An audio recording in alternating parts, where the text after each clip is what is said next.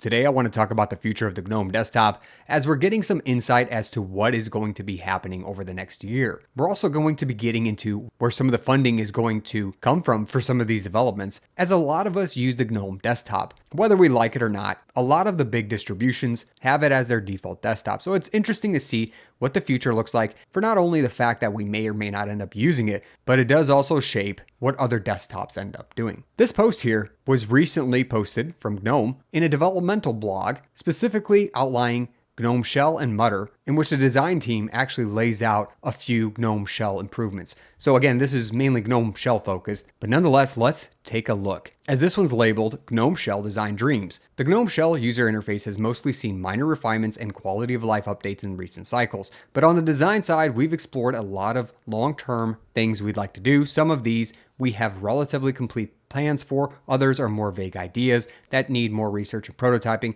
As always, getting things like these implemented depends on developer capacity and interest, and sometimes funding. This is an interesting one here at the end because recently Gnome did actually receive some funding, and that's actually from the SavvyNik agency, which is a German public sector fund that is supposed to support open source software and digital infrastructure. And just recently, from a Gnome design team member, we received this message: SavvyNik Fund Fellowship for Gnome Design and Community Management. So this design team member, Philip, wanted to say, I'm excited to share with you that I have joined the SavvyNik agency as a fellow for Gnome Design and Community Management, as clearly the SavvyNik agency is not only helping team members here, it also gave Gnome 1 million euros covering 2023 and 2024, and seemingly there will be more to come from this. So the Gnome design team and Gnome itself has received funding for the design and engineering work that are part of the Gnome desktop.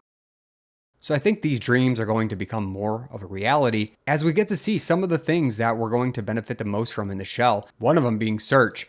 For a better search, we're going to see results that appear with an overlay, with better results and filtering, including previews, and this redesign might actually come in as early as GNOME 51, which is pretty good news, as here's a example of what that overlay in the search actually looks like. When you type to search something, you can see how the overlay just takes over the entire screen. Let's watch that one more time, as it is an interesting action. They go to the activities, they start typing, and you see the search popping up. It kind of reminds me of what you would see in Cosmic, although that's a separate search bar where they actually call it Launcher. You start Launcher and then you start typing, and then you get an overlay as well over the screen. Either way, very interesting. It does look dynamic and fluid, and is one of the big things that Gnome is trying to focus on, a better search experience for their users on the desktop. I will say that would be a nice thing to see. Also, in addition to that change in the layout, they'd also like to update the search results with richer types of contents and action. Other operating systems and various third-party applications have search with built-in file previews, multiple actions per search result, search filter, and more. So basically an overhauled search experience, which is exciting and very welcome. And another one of my favorites here is editable quick settings. Think of this as a way to be able to customize your own settings, much like you would on an iPhone or Android phone, and be able to move things around and add or subtract the things that you like or dislike in your quick settings options.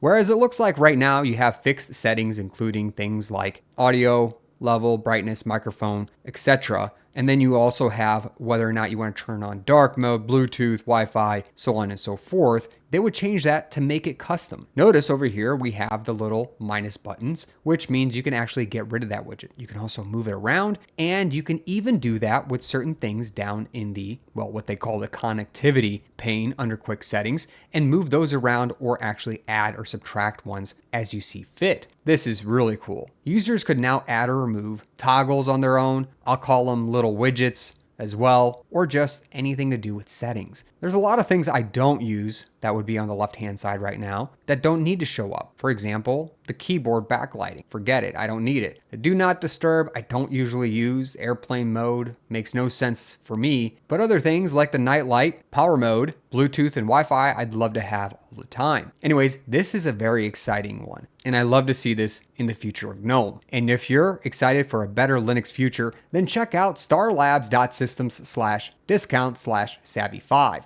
where you can get an extra 5% off these amazing laptops. I personally use one as it's Linux first with no compromises. It comes pre-installed with Linux and has a wonderful premium build. This all comes with Coreboot, which is an open source firmware ideal for people who care about open code, privacy, and performance. Anyways, you can get your new Linux workstation today at starlabs.systems/discount/savvy5, or you can use code savvy5 at the checkout for the extra 5% off.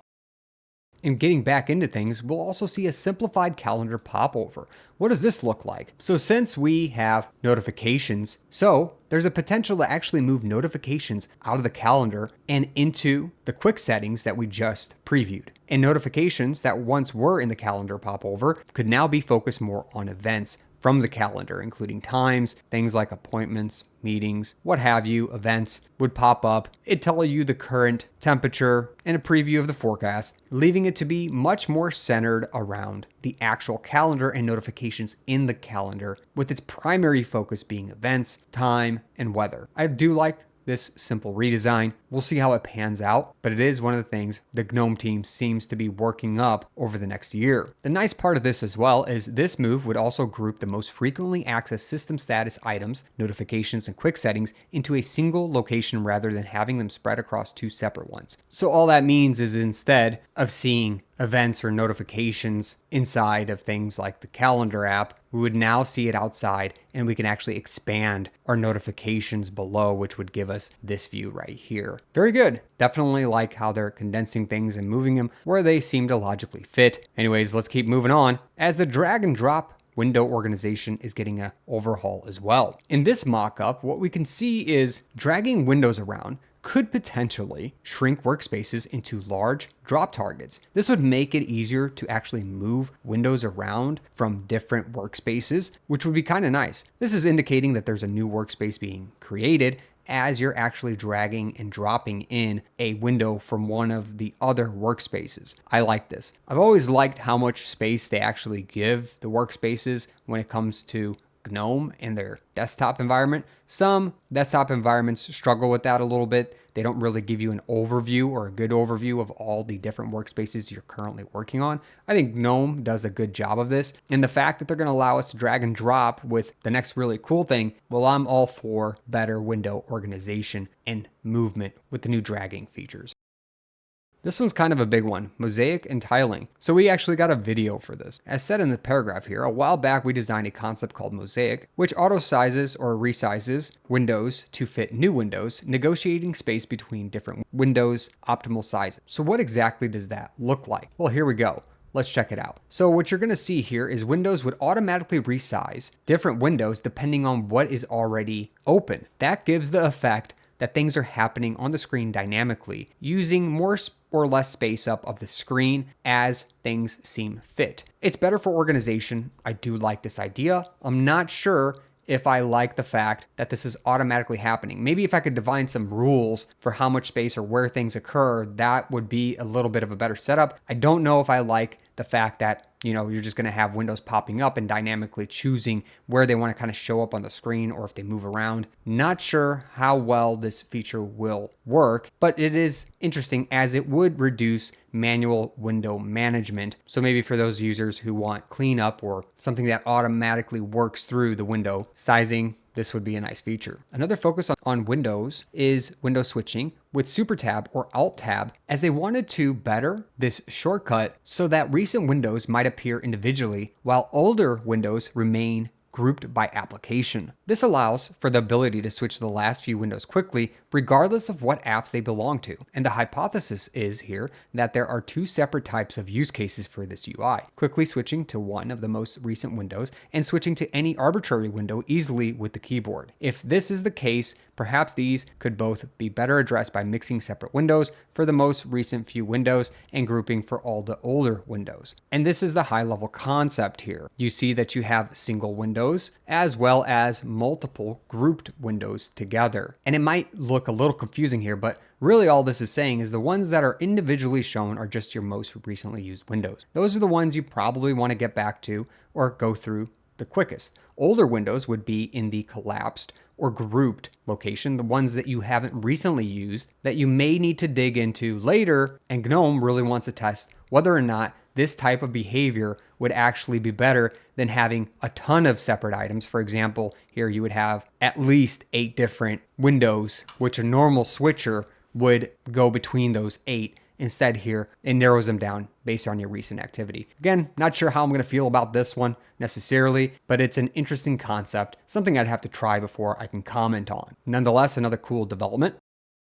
The login screen grid is also going to get another overhaul, and this time it's focused on the list of users. The current list is not terribly ugly or problematic, but it is a bit boring, and given that it is the first thing you get to when booting up your computer, we could do a better job welcoming people, and this is the plan for welcoming people to the GNOME desktop. They're going to square off with, of course, a radius. These what I'm calling tiles here, and you're going to have tiles for every person who's able to access the desktop with their own login. They also feature an avatar or some kind of a profile pic, and you can manually enter a username if you need to, and have quick access to just a few features on the login screen like you normally do. Overall, it looks clean, a nice design. I personally am interested in what it's going to look like for only a few users. Are they still going to take up as much space as they're showing here with these tiles, or use more room for individual tiles? Let's just say, you had one user. Are you going to take up this amount of space in the middle, or you're going to just keep it, one person in the corner? Anyways, that'd be interesting to see, as I kind of like that dynamic idea a little bit more, as there's a lot of wasted space if that doesn't occur. Let me know what you think about that in the comment section below. I'm interested to hear your thoughts either way. Let's keep going, as we're going to get into one of the ones that have been discussed quite a few times. Even they mention it here, the dynamic battery icon. Over the years, we've had many discussions on how to make the battery icon more expressive and to make it easier to read the status at a glance. Of course, desktops have to have many discussions over such a simple change, as it does affect quite a few users and their experience using the desktop. Android and iOS both move to larger battery indicator that is wider than the standard square status icons. We'd like to do the same, but to give people a clearer idea how much battery the device has, but also to try to be able to better integrate the percentage. This would be great on the desktop, but especially also on GNOME Shell Mobile, so they're thinking mobile as well, where battery status is even more important and the panel space is at a premium.